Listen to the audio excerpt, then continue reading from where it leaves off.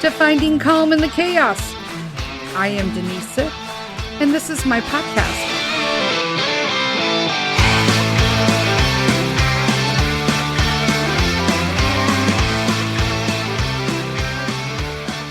Hello, everybody. Happy Wednesday.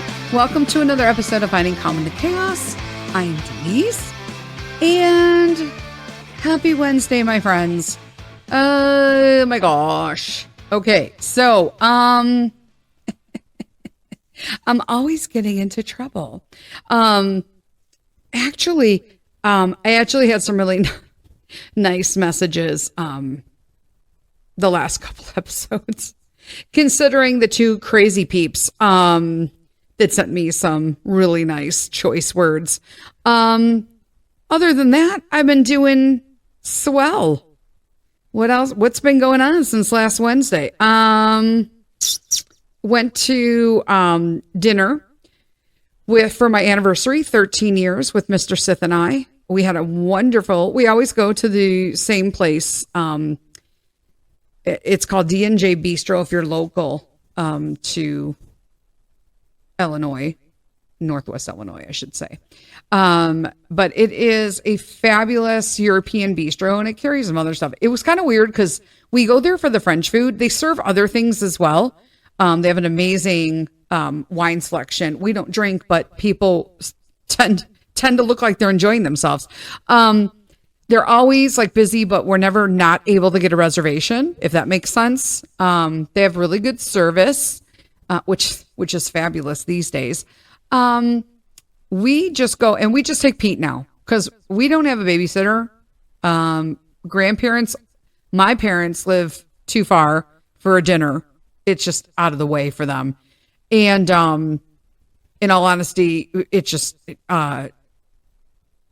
Sith's mom is just not, physically able to do the job. You know what I'm saying? So she uses a walker and whatnot. So it's kind of hard for Pete with that. There's a whole nother story with that, but we'll leave that the way it is. So, Peter and I get the escargot. I always get the duck platter. So it's like a leg of duck on some risotto. And there's always a side of like scapes or some sort of, green broccoli scapes, whatever it's called. And, duck sausage. I totally blanked out. Sorry, I'm like distracted. I'm looking at squirrels. I'm like, squirrel. I'm better now.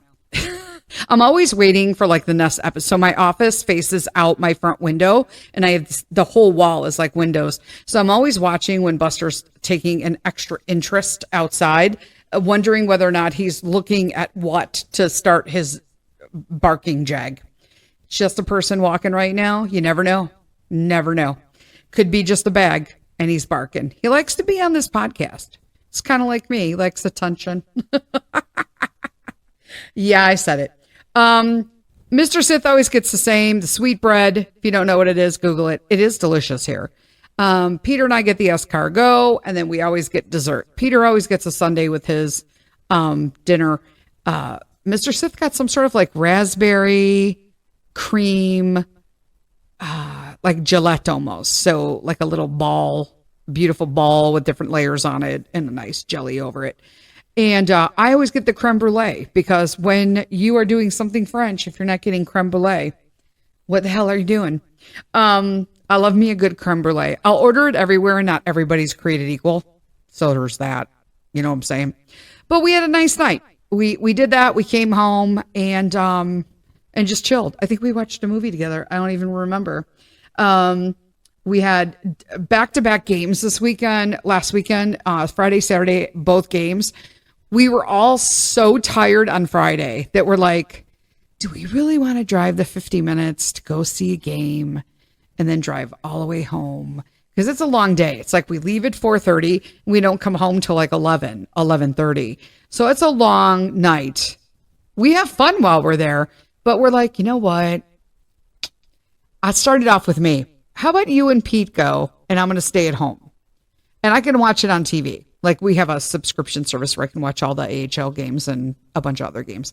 So I was like, okay, I'll watch it on Flow Sports and you and Pete go. But then Mr. Sith's like, hey, Pete, do you want to go to the game or would you rather watch it at home? And here's me. You're cramping in on my personal space.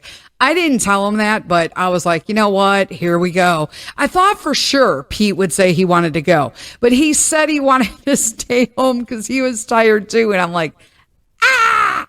So the boys stayed home and turns out it was a fabulous game. We shut the other team out 4-0. They played like rock stars. They had their black uniforms on. And I have my theory that our hockey team, the Rockford Ice Hogs, they play better. AHL Rockford Ice Hogs, they play better with the black Screw City uniforms. Whatever. Then we go for Saturday's game and we get our asses beat. Like we're out skated, we're out defended, we're out. It was crazy. Like crazy. So we lost. It wasn't horrible. It was like 3-1. Could have been worse. Could have been a shutout. You know what I'm saying? Could have been 4-0 like the team the night before. Except we won that. So it hurts to get shut out. And we're like in wild card playoff situation right now. And that's a big hockey thing. When you're like on the wild card, you just want to screw up the numbers for everybody else. But I honestly think they should just like not be a wild card. Just take the summer off, get a damn coach. And like just learn to skate all over again. We need a coach. We don't have a coach. I've talked and bitched about that in the past and understand that some of you don't really care about hockey and you've made that known to me. So there's that. And you know what I think about that? I don't care because I just talked about hockey again because I like it. All right. That was like an evil laugh. Sorry, not sorry. What'd I do Saturday? Saturday, I did some me time, peeps. I was so proud of myself. I made an appointment to get a facial. I have not gotten a facial in ages, but let me explain. I used to get facials all the time since I was 15. I went to the same girl, bless her heart. Her name was Brona. I loved her. She was an Irish girl. Well, her name's Brona. Hello. But she was wonderful. She taught me how to take care of my skin, how to take care of it as it aged. It was just wonderful. I learned everything from her and I always had good skin as a result of that. I never really had breakouts when I was a teen. I never had like acne. I was just really diligent about washing my makeup off, washing my face during the day. If it's dirty, washing my face in the morning when I get up. Yep, people are like, why do you wash it in the morning if you washed it before you went to bed? Oils? Sleeping, like, hello, pillows are gross. I hardly ever sleep on my pillow because I sleep sitting up so I can breathe. There's that, yeah, crazy, right? So, I'm really funny about estheticians. Now, if you like, what's an esthetician? An esthetician is someone who's trained to take care of your skin, specifically with facials and all sorts of other stuff. So they understand skin. I pick this girl because in her picture, I know it sounds stupid. I literally walked through the pictures of the girls online and who to me had the best skin. That's who I scheduled my appointment with. Was she the most experienced? No, she was not. She's 2 years in. Cool, right? That means she'll stay around for a while and I won't absolutely love her and then she'll retire. Yeah, that happens to me all the time.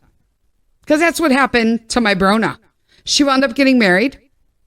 And then leaving to go someplace else. And it was too far for me. And I was like, no. And then I tried throughout the years because I saw her for like 2 decades. I'm not even joking. And then I saw people spontaneously, like sporadically, I should say.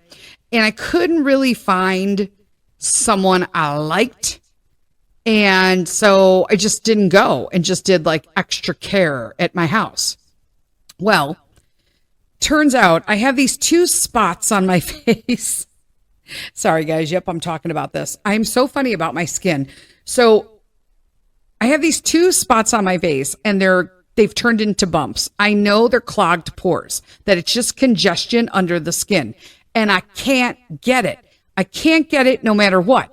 I don't want to split my skin open. I'm not a digger. I don't do all that stuff, right? I just need something or a little help in getting these because I'm starting to feel like Lemmy from Motorhead. If you don't know, Lemmy, Motorhead. Just Google it. I feel like Lemmy from Motorhead. Is it colored? It is absolutely not. Does anybody notice it but me? Probably not. I'm the only one, and that's all that matters. And now I have a second one that's congested on the other side. So I have one on my upper right cheek and the one on the lower left cheek, which is close to my mouth. So I'm always looking at it. I can't stand it. I tell her, listen, tell me the truth about my skin, whatnot. She's like, okay, so I have lupus. I'm a terminal cancer survivor. I've had lifetime dosages, chemo and radiation. And she's like, how old are you? And I'm like 55 and a half. I'll be 56 in October. And she's like looking at me like I dropped a bomb on her. And she's like, your skin looks fabulous. And I'm like, thank you. Literally the 4 words I needed to hear walking in the store because it's bad. Gave her the brief story that I just gave you guys. And she's like, I got you. So I can already see the improvement. She said my skin had normal congestion, but nothing like not having seen an esthetician for a facial. So that means I'm taking good care of my skin on my own. So kudos to me, little pat on the back because I was really worried about it. So she liked the skincare that I I love that used. And she looked it up. I loved that while I was steaming, she was looking it up on her phone to look at all the ingredients. She's very holistic minded. I love her. So she uses a different brand. And in all honesty, I don't know what the brand is. I just was like, I need something with not a lot of perfumes and not a lot of crap in it, and definitely no dyes because I'm sensitive. And so she told me all about her line that she uses. And I'm like, sounds like it's approved, but it is what it is. And so she put it on. It was very nice. And I actually really liked some of the natural smells that came from some of them. I didn't buy anything. Now, it's not to say I won't buy something in the future, like like some sort of like a retinol or something, because I don't use any of that on my face. I've never had Botox. I don't use any fillers. I've never used a retinol. I don't need any of that, I feel, right now. However, I do feel that my skin is in this position. Like, do you hear me, ladies? That my skin is in this position where I'm starting to see that I've lost the suppleness. I've lost the dewy. I don't like dewy, but dewy means your skin is hydrated. You know what I'm saying? I do wear sunscreen, but I need to find one that is going to help me with like a redness corrector. So she gave me some samples on that. She gave me some samples to bring home to do some maintenance on, my motorhead spots. And so I'm going to go see her in a month. And I think I'm going to stick with her. I really liked her. Her name was Amber. I liked her, even though her name was Amber. I'm so sorry if your name is Amber. Most people I know named Amber are total assholes, which is probably what people say about Denise's. I know we're no nonsense. I know one other Denise, and she is completely no nonsense. Completely. And I love her. What else is going on? I'm getting my hair done this week. My freaking hairstylist is finally back. How dare she have a baby? Dudes, it's been since November. Since November, I have not gotten my hair done. Actually, the color itself looks fabulous. I don't think it looks that bad. I'm starting to really notice it now because it's like 1.5 inches. Which then I thought, holy cow, I feel like my hair's grown a lot. I love the length, but it needs to be shaped or it's got to go. That's where I'm at. I'm like, you know what? Normally I walk in and be like, yeah, I need a pixie because this is nonsense. But I think if she just shapes it again, because it's lost its shape, it's just like super heavy on top, like a mushroom. But then I feel like it's thin in the back and wispy, but then my sides are just like, it's time for a haircut. You know what I'm saying, peeps? It's time for a haircut. All right. That said, I caught up with all this stuff. That's all the personal things. Let's come back and talk about something and laugh a little. Let's talk about humor. A lot of people were like, you know what? You deal with things. They liked my political podcast. They liked that I kind of used a little humor in it, but was trying to, kept the emotion out of it and just kind of talked factually.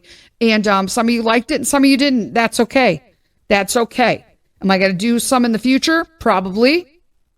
Can we continue to have different opinions on those? Absolutely. I want that. And you know what else I embrace? People who reached out to me and was like, you know what? I don't agree with you on everything you said, but you said it so well. And thanks for that. Those are the conversations we need to have, my friends. Those are the conversations we need to have. That's how we bring each other together. Let's take a little break for our cute little sponsor, and we'll be right back.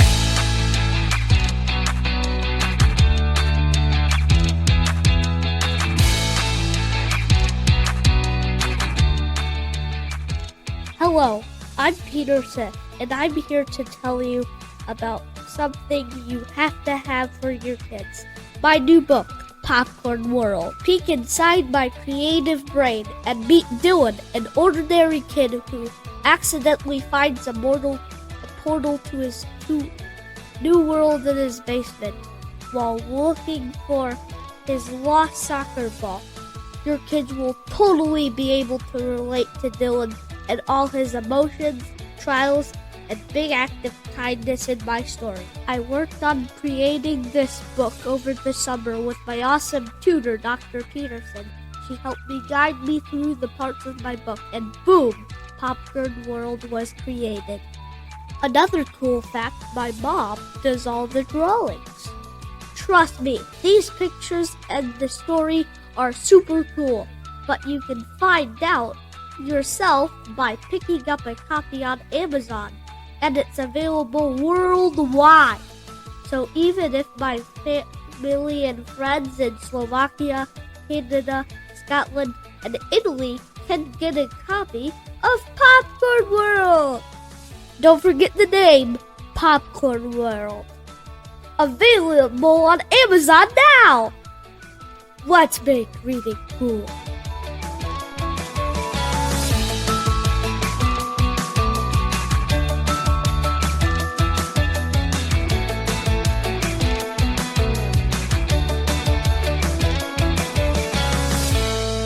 We're back. Hello, my friends.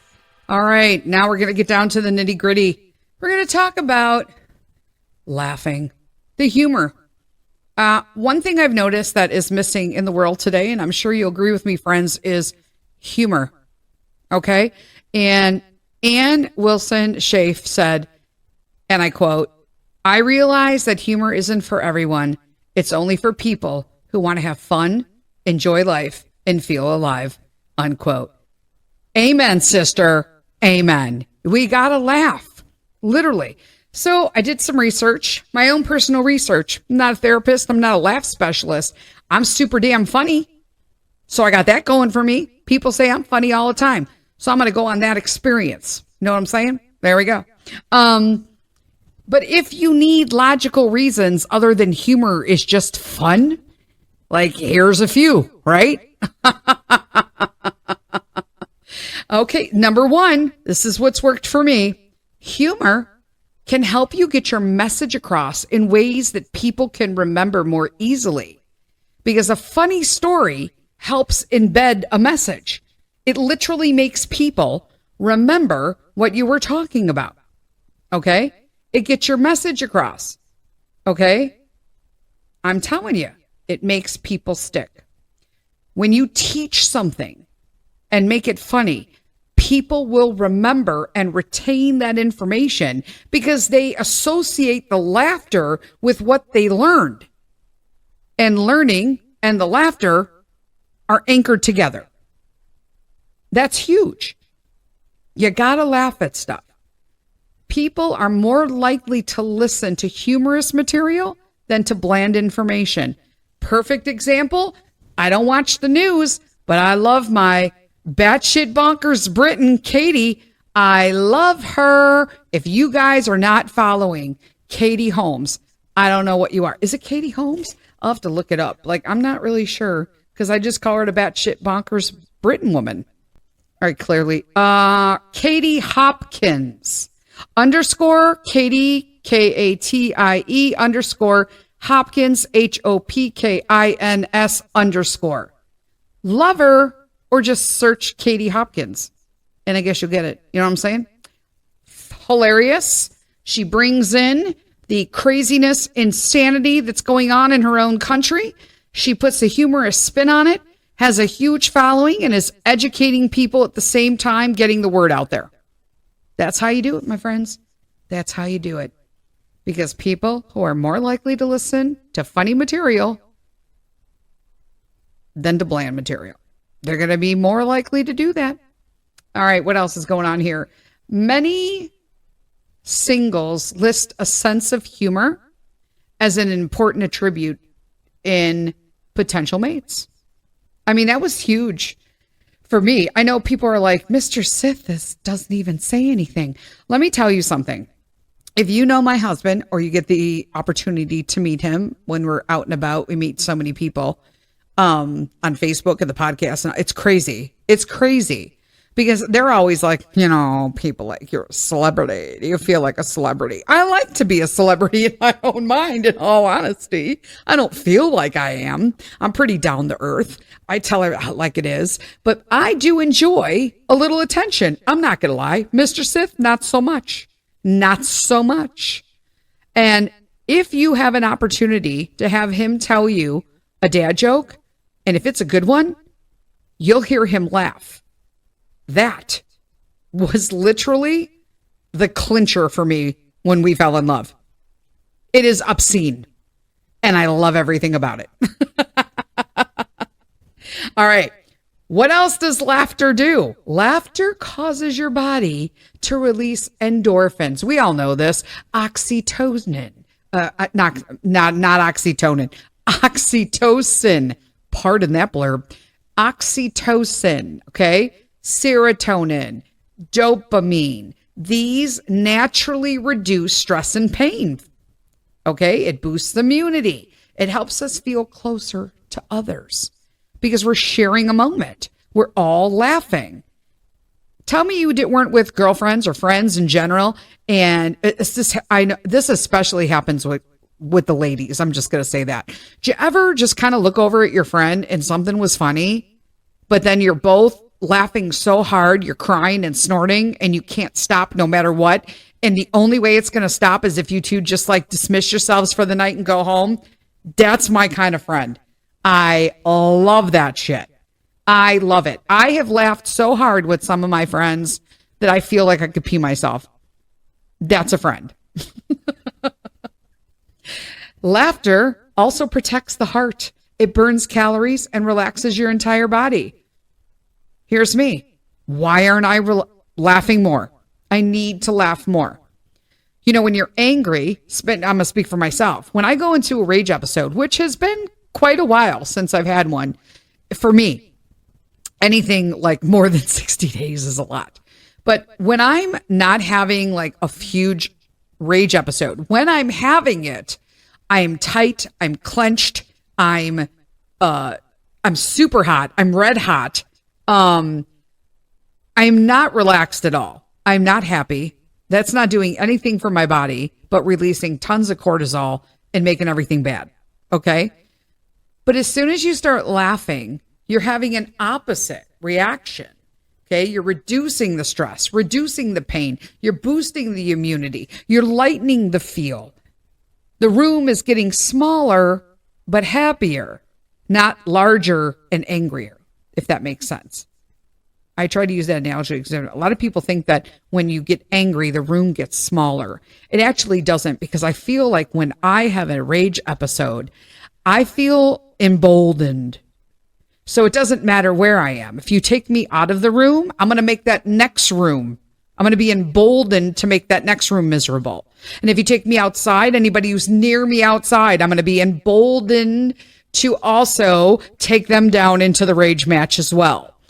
But when you're happy, I don't want to go anywhere. I want to be right there laughing with those people. So the analogy is correct. It's fun to be around people who have a sense of humor. I love my funny friends. It's probably what they say about me. I feel like I know I'm funny, and sometimes I say things in humor that are very serious things in order to lighten the seriousness of it, but also to talk about very touchy subjects, but in a way that makes people feel more comfortable. Does that make sense? And it makes problems easier to deal with. Like I was just touching on, belly, they had this thing about belly laughs, that it literally, if you belly laugh, you can literally solve problems while you're belly laughing. It was something. I don't even know. Google it. Don't know. I don't know what I read. Half the time I find stuff, I'm like reading something that, randomly came up on my email it's just insane. Frank A. Clark, quote from Frank A. Clark. I think the next best thing to solving a problem is finding some humor in it, unquote. It's spot on with that as well, right? Improving a sense of humor can have benefits in just about every aspect of our lives. And that's why I really feel like humor got me through some really deep, sensitive childhood traumas. It got me through adult addictions. It got me through adult ramifications of those addictions and consequences. And it also got me to where I am today. So naturally, I feel like it is. There are other reasons that I would think you would need to improve your sense of humor about. Humor can be a skill, meaning you can learn it and get better with it through practice and repetition. How many other things? Like people think I'm not funny, but you can be funny. You could literally learn to be funny. If you're someone who would like to improve your sense of humor, right? Even if you just want to laugh more, even just listening to this particular podcast will help you. Just going through all these things. You have reasons for improving your sense of humor. Okay. I'm going to talk about an overview of about, I don't know. I have 12, then I have 15, and then I have 17, but they're all scratched out. So I don't know what I wound up going with. Let's see. I'm going to label them as we're going around. Okay. So one, ask yourself, you will look back and laugh. Will you look back and laugh? Ask yourself that. That's one. Two, watch comedy on TV or at the movies. I don't ever see horror. I'm not even into rom-coms at the movie anymore. I like me some just funny stuff right now. Okay. 3, notice the ridiculousness of everyday situations. Amen. Let me say it louder for the people in the back. Notice the ridiculousness of everyday situations. Okay. 4, stop watching the news. Okay. Stop watching the news. 5, be playful. Be playful. I'm working on this. I'm still working on the playful. 6, organize a comedy evening. Okay, I'm not saying go do a stand-up. However, if you want to do that, go do that. But it could be as simple as just getting on a Zoom with one girlfriend, okay, 2 of your favorite friends. Doesn't even have to be a girl. I just went with that. That's what I feel comfortable with. I like my girlfriends. And just say that it's going to be a night where everything's just light, funny, and that's what you're doing. Okay? 7, find and improve your unique sense of humor. What works for you? You don't have to be funny like me. You might not even find me funny. You don't have to be funny you don't have to be slapsticky, what's his name? Jim Carrey. You just be yourself. Find the humor in your everyday life and then go with it. 8, watch stand-up comedians. I watch Dry Bar on Angel Network, just saying. 9, smile. This is huge because I started smiling more at people about 5 years ago, and I'm really concentrating on doing it more as well, but with my eyes as well, because sometimes I was just not having it inside. So I try to give myself some humor and some happiness, and then I smile so that my eyes smile as well. Makes a difference, makes a huge difference. Okay. 10, add a humor item to your to-do list each day. What does that mean? Okay, let me explain this to you. Do something funny every day. If you want to eat a banana with peanut butter, like a little kid, cut it up and put toothpicks in it or a tiny little fork. Like those little forks that you pull walnuts out. You know what I'm saying? See, that's funny. Just thinking about it. and you want to wear like pajamas and a crown or tiara and sit on your couch and watch, I don't know, let's say Daniel the Tiger. I'm just making stuff up, man. I'm just making stuff up. That could be your humor thing for the day. At the end of the day, when all the kids are, this is what I'm doing. I'm eating banana covered in peanut butter. Now I'm going to eat it with a little tiny fork or a little toothpick. You know, whatever works for you.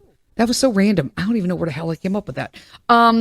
11, learn to tell jokes. You know what you can start with? Jokes for 8-year-olds. Peter's got a joke. It's joke book for 8 to 10-year-olds. He loves it. He loves it. And he thinks he's so funny. Sometimes he laughs so hard that it's hilarious. It's true belly laughs. 12, notice what's funny when you're out and about. What makes you laugh when you're out and about? What's cracking you up? Do more of that. Do more of that. 13, laugh at yourself. Okay, this one was super hard for me. Peeps, you know I was high strung. Super high strung. I'm a little strung still. Still strong. So I got to take it in baby steps. Just like everybody. I'm human. Okay? But laugh at myself. It's really, really hard to laugh at ourselves. But sometimes we need to. Sometimes when I'm having like a mental breakdown, I literally have to stop and be like, you are absolutely ridiculous. There's no reason out of anything but bad habit do you need to be going into a rage episode right now over this ridiculous thing that happened. Just laugh and laugh that you let that trigger you, that ridiculousness. That in itself is even funnier. Yeah, I work with what I got.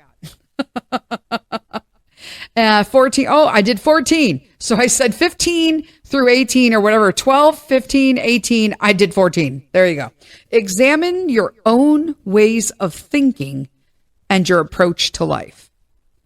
How do things work for you? See, for me, I feel like once we're really comfortable in examining our own ways of thinking and our approach to life, and we honor that, stick to it, walk on it, and then make sure that we honor everybody else's in boundary form, we're all happier people. We're all happier people. Okay? Ask yourself, are you going to look back and laugh? Think about it. If something goes wrong in your life, you're going to ask yourself, is this something I'll look back on and laugh about in months or years to come, whatever it may be, right? If the answer is yes, then why are you waiting months or years? Start laughing right away, peeps, okay? Think about how you can relate what's happening in a way that others are going to find funny.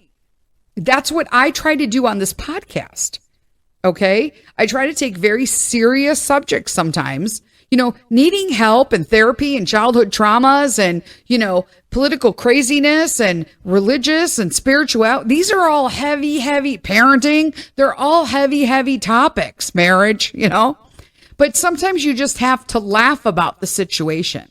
Okay.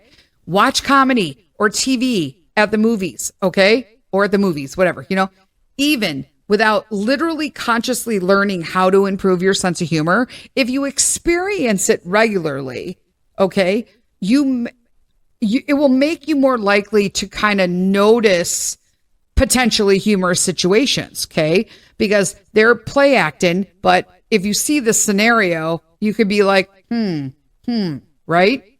Okay. Let's see, who wrote this? Norman Cousins, okay?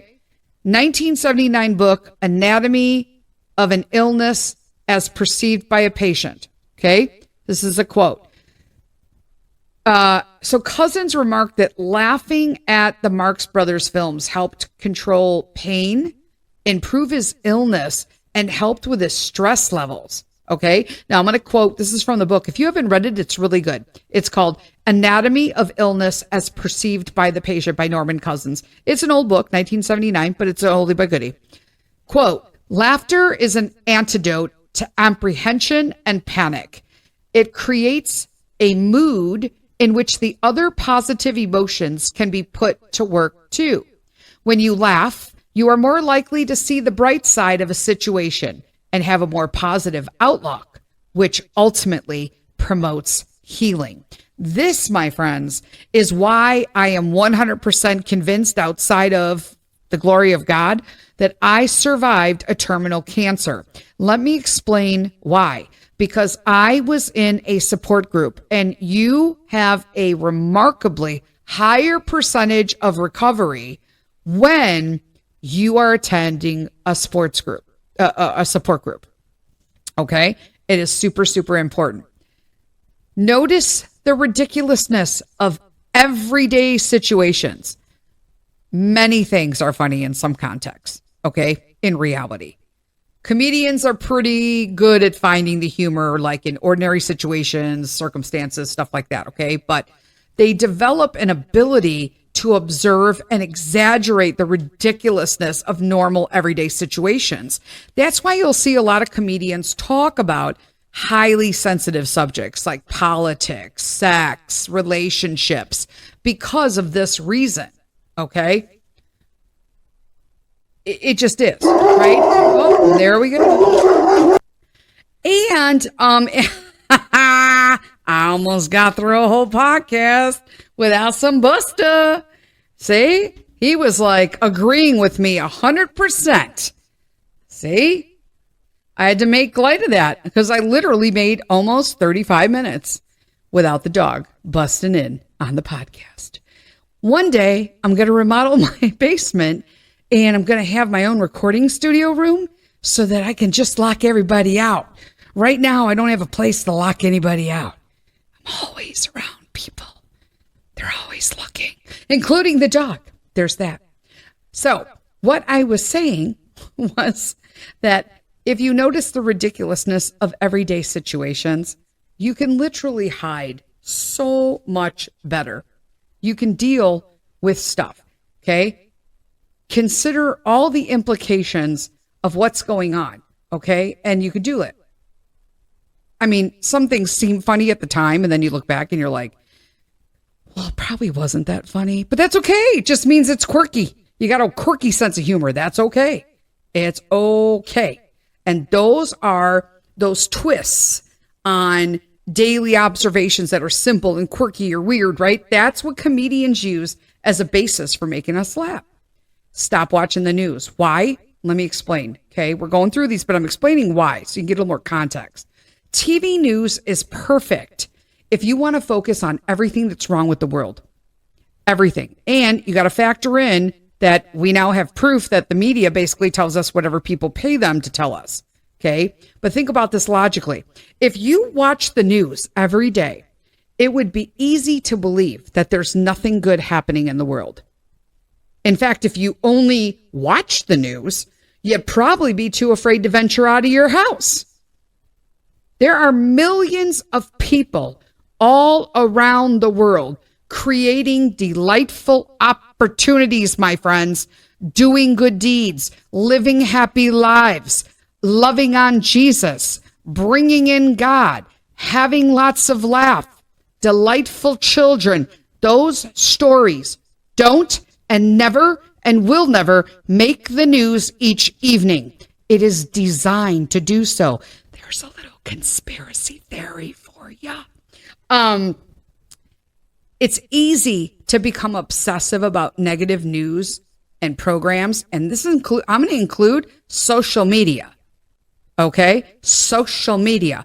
I spend less time on social media now. I have a window that I am allowed to, scroll through all the reels and whatnot. But as you can see, or probably know, a lot of stuff is weird. There's a lot of political stuff. There's a lot of that stuff. And you got to take it in increments. You have to know that it exists, but at the same time know that your life is going to go on. You know what I'm saying? You got to choose to be in the now. It's easy to become obsessive about negative news. Okay? Why do you think they're called programs? Think about that. News programs. Wean yourselves off this addiction if you want to live a happier life. If you want to improve your sense of humor, watch comedy instead. Be playful, okay? You don't need to be silly to be playful. Build an attitude, create a demeanor of playfulness, curiosity. You know how some people like always seem to have like that little spark in their eye? I want to believe this is me, but I don't think I have a spark in my eye all the time, for sure. And you wonder what they're up to. Like, do you ever look at somebody and be like, what are they up to?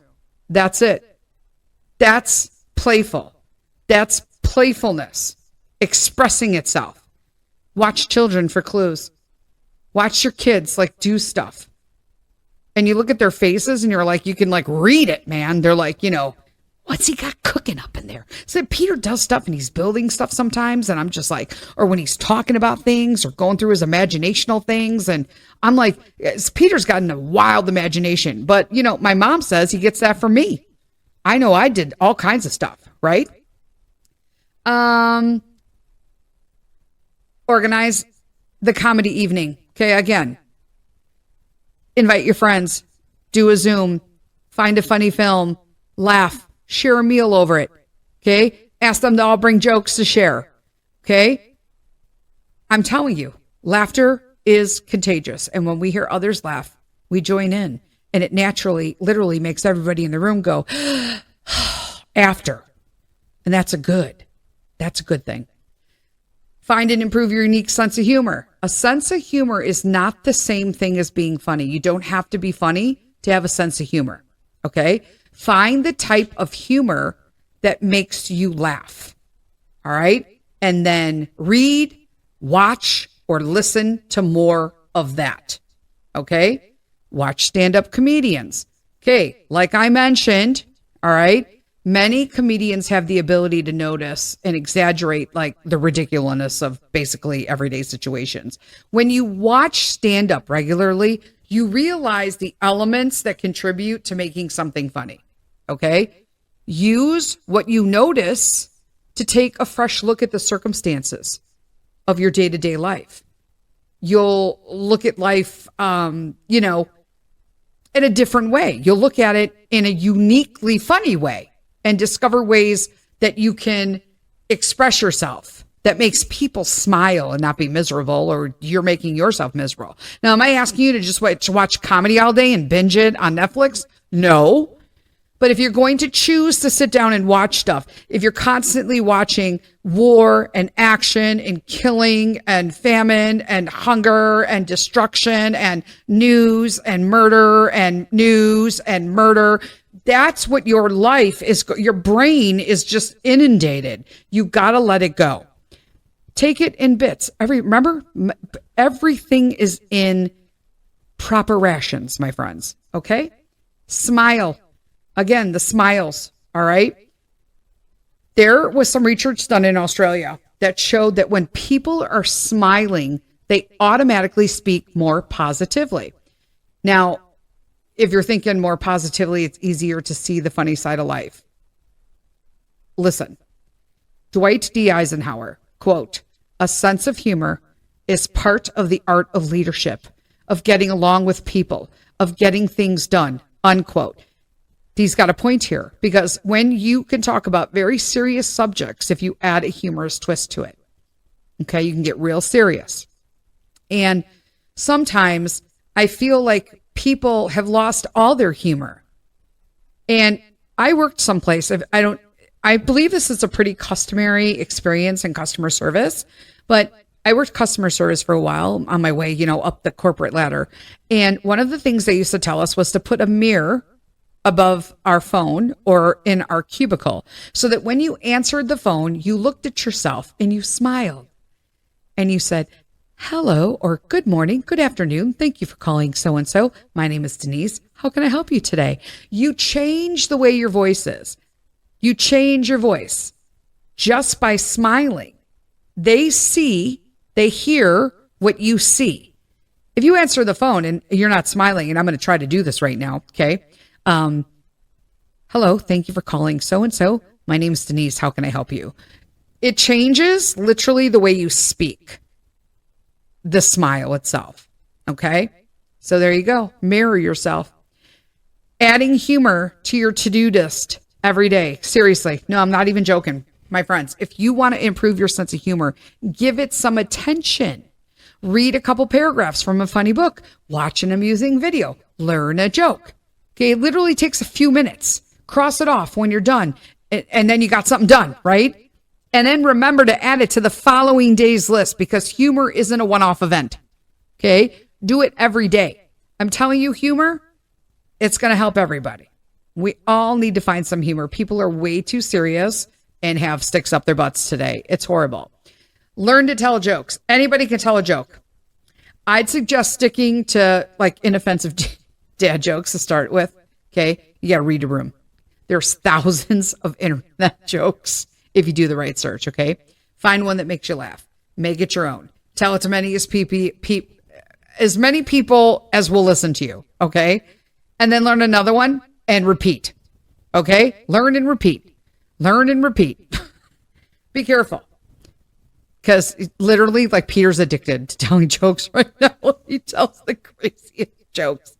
I was telling everybody, Peter told me I had to come up with a St. Patrick's Day joke. So he came up with one about a leprechaun. I forget what it was, because I'm not good at this at all. So I literally spent all day trying to find one. So my joke to him, and I remembered while we were having dinner, I was like, hey, what's Irish and stays outside all day? And him and Mr. Sith were like, crickets, right? Nothing. I'm getting nothing. And I'm like, patio furniture? Nobody laughed. There was a slight pause, and then Mr. Sith got it. It finally clicked, and I'm like, wow. I spent all day trying to come up with it. I got nothing. It's not deterring me. Now I just told you guys. What'd you guys think? Was it funny or no? Like, I tried my best, man. I tried my best. Notice what's funny when you're out and about. Okay. Road signs are hilarious. Street names. That kind of stuff. I'm trying to think. Google, like, what is ridiculous city names, let alone street names. Road signs, I can tell you right now, are hilarious. Road signs are the bomb. Google crazy road signs. Trust me on this one, my friends. Laugh at yourself. You don't have to take yourself seriously. This was a problem. I had issues trying to laugh at myself. If you're alive, you've probably done embarrassing or silly things. Okay. I've done more than my fair share. I'm just admit that right now. Okay. I'm going to put it out there. Oscar Wilde quote, "It is a curious fact that people are never so trivial as when they take themselves seriously," unquote. Seriously. I was like, damn, Oscar, that was a low blow. When you share those experiences with others, it not only gives them a laugh, but it shows that you're human. It's the perfect example is when you're outside and you fall and there was nothing around you to cause you to fall. Like if you slip on snow, you slip on ice, that's funny. It is what it is. Okay. We hurt ourselves horribly? Oh, you betcha. But when you're just walking and you trip like on a sidewalk, because you were like, I don't know, your left leg got shorter all of a sudden, it happens. Okay. And you just crack up because you know somebody looked out their window at the exact same time you did that. It happens. I can't even tell you the shit that I witnessed from my window in my office that is hysterical. And I noticed that literally 90% of the people that stuff happens to, they laugh because they know people are looking. Just saying. Okay. Examine your own ways of thinking and your approach to life. Exaggerate the frustrations, exaggerate the annoyances to find the humor and create an entertaining story. Okay. Because in the process of finding it, you'll improve your sense of humor and lose the associated stress. And that is everything, my friends. Okay. What unpleasant experiences have you had that you can describe to others in an entertaining way? And my stories about my childhood are like perfect. They're like perfect. I always tell funny stories about my dad or funny stories about stuff that happened to us, growing up with an alcoholic father and having like an alcoholic uncle and getting together with the cousins. And, next thing you know, you're all going to have they haven't talked to each other in months because of the last argument they had. But then they're drinking again. They start playing cards. You think you're having a sleepover at your cousin's. And then next thing you know, we always wore footies too. Remember footies? Like one hole pieces, but with the foot pieces in them with the little plastic on the bottom. We always had those when we had sleepovers together. And I'm starting to understand as an adult that it wasn't because we looked cute in them. It was because sometimes my mom and my aunt had to hustle us all together so quickly to get us out of there that it was easier to have footies on than to try to find everybody's shoes and get them on their feet. They didn't have Velcro back then, Pete. Okay? You either had sandals or you tied your damn shoes.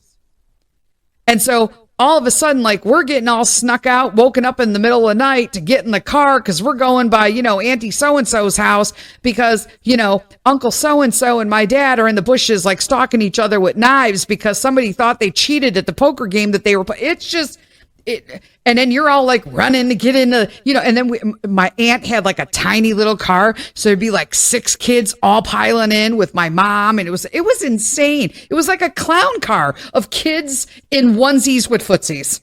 There's that. So there you go. That is a funny humor twist on a story that's really unpleasant. It is what it is because children say the darndest things too. If you have kids, they can be a valuable source of humor, period. Look at all the moms that do like, my kid posted this, my kid posted that. Look what my kid did. Peter does stuff sometimes. I want to die. It's so funny. I'm like, why would he do that? Why would he do that? The other day he was like, look at my belly, look at my belly. And he lifted his shirt and he was like pounding his belly like a drum and sticking it out exaggerately. So it was like super big. And then he got his sword from medieval times and he's like, boom, off his belly, boom, off his belly, boom, missed the belly, went below the belt, dropped himself, and I'm dying because he literally just punched himself in the nuts on my coffee table. And I know I'm like, should be like, are you, and here I am literally asking him, are you okay?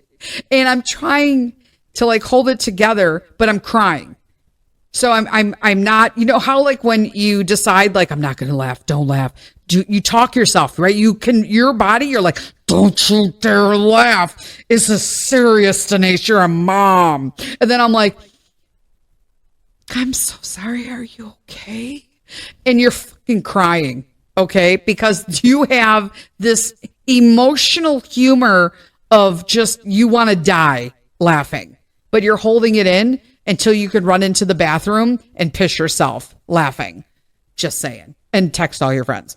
And then they tell you like the 8 things their kids did ridiculous that day. Those are the things that you need to find sense of humor in. Okay. Those are the things. So, that was fun. I'm just saying. Humor is the best way to get through life. Period. It's going to get you through almost every situation. Life is not that serious every day, all of the time. You don't have to be a drama queen to get through your day. Everything is not a tragedy in the making. All you have to see is the humor in a situation, and you can reverse the negative flow of emotions through your brain. You know what I'm saying? Just takes practice. That's all I got for today, friends. Until next week or Saturday, lean with kindness and lean on God. Bye.